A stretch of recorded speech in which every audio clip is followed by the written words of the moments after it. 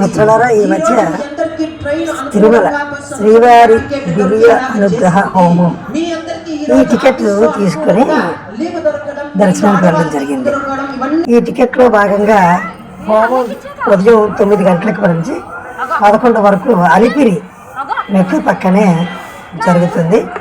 ఇది అయిన వెంటనే 300 రూపాయల స్పెషల్ దర్శనం టికెట్కి వ్యాలిడేట్ చేస్తారు. స్టాంప్ వేయించుకొని వాళ్ళు మధ్యాహ్నం 2 గంటల దర్శనం ఓపెనిస్తారు. ఆ టైంకి మనం కొండ మీదకి వెళ్ళి దర్శనం చేసుకుంటాము. 300 రూపాయల టికెట్స్ దొరకని పక్షంలో ఆన్లైన్లో ఈ సేవ మనకు అవకాశంగా మనకి దొరుకుతుంది.